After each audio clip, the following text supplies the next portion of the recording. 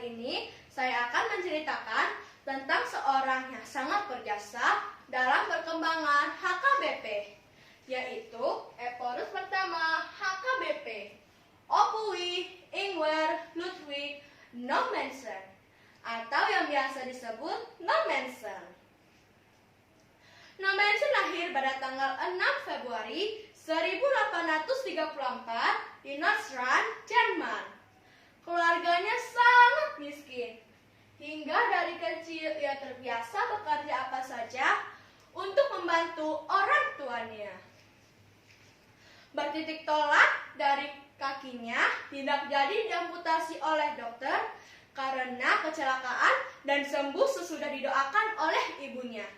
Maka ia bercita-cita menjadi seorang penginjil untuk mengabarkan firman Tuhan kepada orang-orang yang belum mengenal Tuhan. Pada umur 20 tahun, Nommensen berangkat ke Bremen untuk belajar menjadi pendeta. Setelah 4 tahun, ia pun ditabiskan menjadi seorang pendeta pada tahun 1861. Ia ditugaskan ke Sumatera.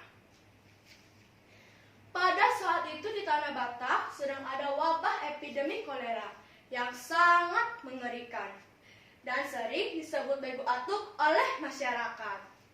Saat itu angka kematian pada anak-anak sangat tinggi.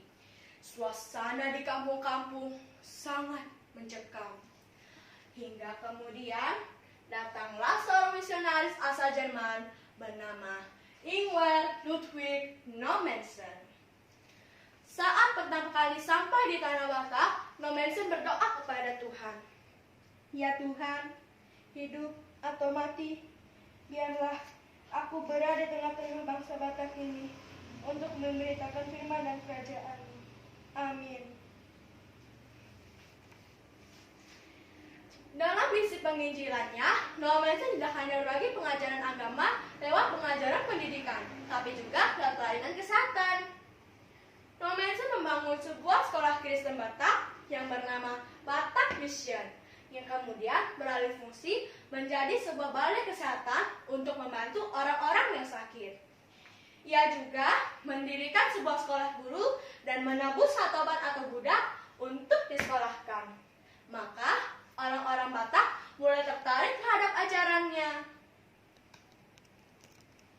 Pada masa itu banyak sekali penderitaan yang dialami oleh Nommensen, seperti menjadi sasaran pembunuhan, anak-anaknya dan istrinya meninggal, dan masih banyak lagi penderitaan yang dialami oleh Nommensen. Tetapi itu tidak membuat tekadnya mundur karena janjinya terhadap Tuhan. Nommensen meninggal pada umur 84 tahun, tepatnya tanggal 23 Mei 1918. Dan dikebumikan di Sugupang, Tanah Batak. Tetapi kita semua bangsa Batak akan tetap mengingat jasa-jasanya.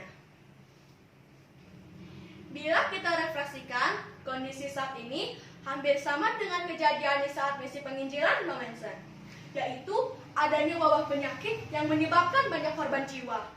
Saat ini dunia sedang dilanda pandemi COVID-19. Seperti juga bangsa kita, hampir 2 tahun negeri kita dilanda pandemi COVID-19. Masih kita ingat saat pandemi mengalami puncaknya pada bulan Juli lalu. Puluhan ribu orang meninggal setiap harinya karena penuhnya rumah sakit, kurangnya oksigen, serta obat-obatan. Puji Tuhan, kondisi saat ini mulai membaik dengan menurunnya pasien-pasien COVID-19. Tapi kita tetap harus jaga prokes ya teman-teman. Cuci tangan pakai sabun, menjaga jarak, menjauhi kerumunan. Dan yang paling utama adalah pakai masker. Ingat, pandemi COVID ini belum usai.